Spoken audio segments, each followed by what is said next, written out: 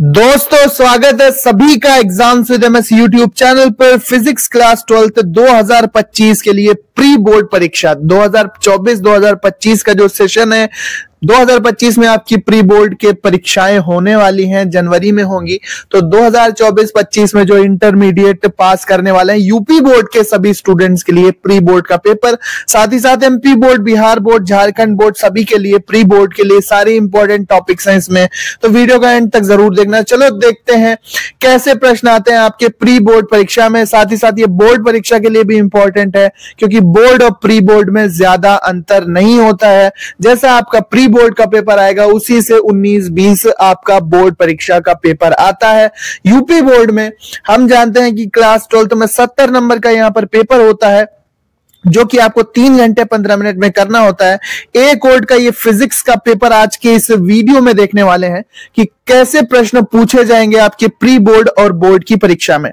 15 minute paper पढ़ने के लिए दिए गए हैं भैया। सबसे पहले यहाँ पर आपसे वैद्युत विभव का मात्रक पूछ लिया गया है, सारे इंपॉर्टेंट है और सरल क्वेश्चन है, तो इसका सॉल्यूशन भी हम आपको प्रोवाइड करा देंगे। लेकिन इस वीडियो में हम इस पेपर को पहले बस गो थ्रू हो रहे हैं, इस पेपर के देख लेते हैं अच्छे से कि कौन कौन से प्रश्न पूछे गए। समांतर क्रम में जुड़े 10 ओम के 2 प्रतिरोध हैं, तुल्य प्रतिरोध निकालना है भैया। 1/r कर देंगे परिणामी के लिए 1/10 प्लस 1/10 10 आएगा, एलसीएम 10/2 कर देंगे। ठीक है, 2/10 आएगा तो 10/2 कर देंगे। कितना आ गया 5 ओम। इसका रिजल्ट आएगा, जो परिणामी प्रतिरोध आएगा वो निकलेगा 5 ओम। अगला क्वेश्चन है, यदि L और R क्रमशः प्रेरकत्व और प्रतिरोध है तो L/R का मात्रक निकालना है। सघन माध्यम का अपवर्तनांक विरल माध्यम के सापेक्ष क्या होता है। इसके बाद 1 एटॉमिक मास यूनिट बराबर पूछ लिया गया है कि 1 एटॉमिक मास यूनिट कितना होता है। ये 115 मेगावाट होता है, या फिर ये 934 मेगावाट होता है, या 156 मेगावाट, या फिर 931 मेगावाट। नेक्स्ट क्वेश्चन देखते हैं यहां पर पीएनपी तथा एनपीएन ट्रांजिस्टर के आधार से धारा का प्रवाह कैसे होता है। इलेक्ट्रॉन द्वारा, विसरण द्वारा, होल्स द्वारा, या बहुसंख्यक वाहकों द्वारा।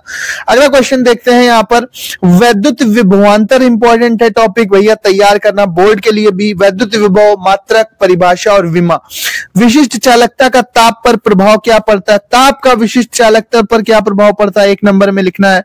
वैद्युत चुंबकीय तरंगे क्या होती हैं आपको बताना है। 5000 एंगस्ट्रॉम तरंग दैर्ध्य की 2 प्रकाश किरणों के मध्य कालांतर 180 अंश है, तो इनके मध्य पथांतर कितना होगा। रिडबर्ग नियतांक का मान और मात्रक आपको लिखना है। नेक्स्ट क्वेश्चन देखते हैं। नेक्स्ट क्वेश्चन, कूलाम का वैद्युत संबंधी आप नियम लिखेंगे 1/4 pi epsilon not Q1 Q2 बान R स्क्वायर वाला प्रतीकों के अर्थ लिख देना। एम्पियर की परिभाषा आप निकालेंगे। पानी तथा कांच का अपवर्तनांक क्रमशः 4/3 तथा 3/2 है, तो कांच से पानी पर आपतित प्रकाश के लिए क्रांतिक कोण का मान निकालना है। प्रकाश वैद्युत कार्य फलन का अर्थ समझाइए कि प्रकाश वैद्युत कार्य फलन का क्या अर्थ होता है। इसके बाद व्यतिकरण और विवर्तन इंपॉर्टेंट टॉपिक है दोनों। व्यतिकरण और विवर्तन भैया जरूर पढ़ के जाना है, क्वेश्चन मिलेगा ही मिले, चाहे 2 नंबर में मिले, चाहे आपका फ्रिंज वाला जो होता है डेरिवेशन स्लिट वाला वो मिले आपका व्यतिकरण पर। तो व्यतिकरण जरूर पढ़ना। इंपॉर्टेंट टॉपिक्स अब पढ़ने का समय, इसलिए इंपॉर्टेंट टॉपिक्स यहां पर आपको समझ में आ रहा होगा कि भैया बोर्ड का पेपर कैसा बनने वाला है।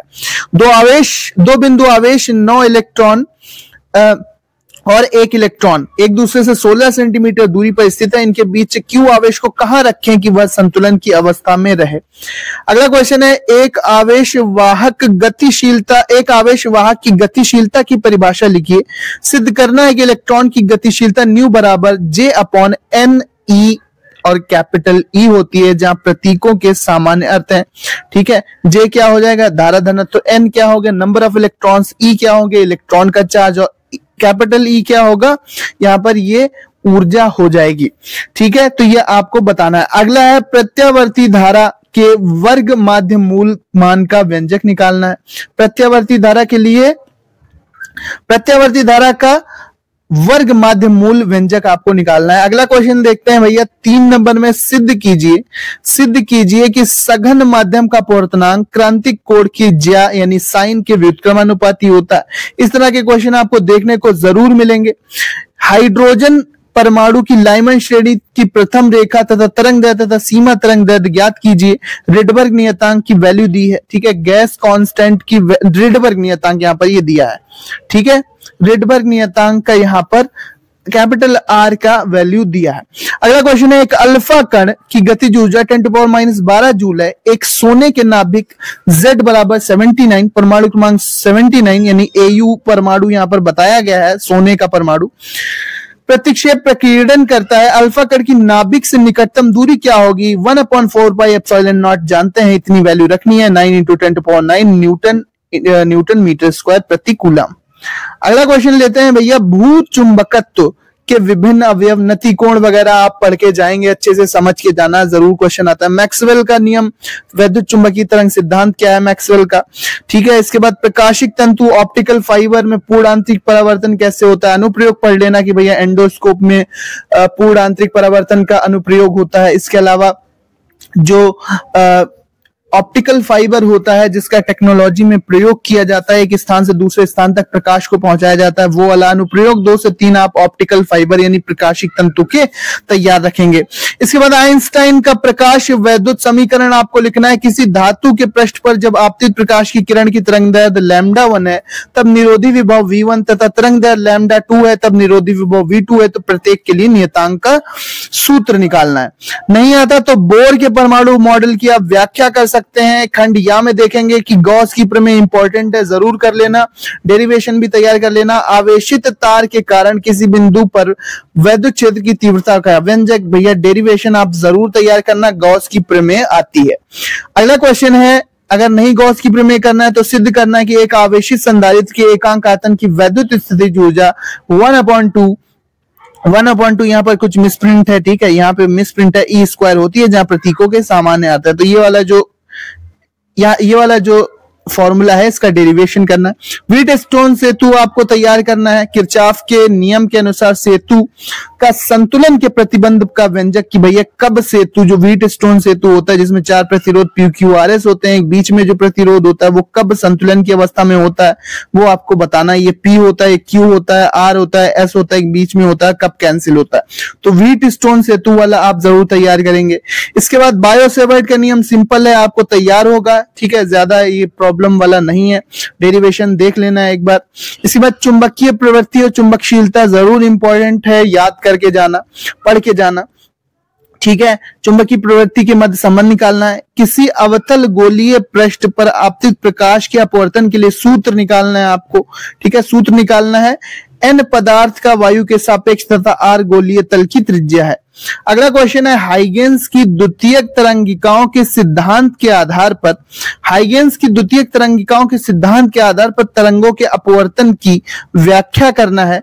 नहीं आता तो अल्फा कणों के प्रकीर्णन के प्रयोग के आधार पर रदरफोर्ड के परमाणु मॉडल की व्याख्या करना है, परमाणु मॉडल को लिखना है, इस मॉडल की कमियां भी बताना है कि क्या कमियां।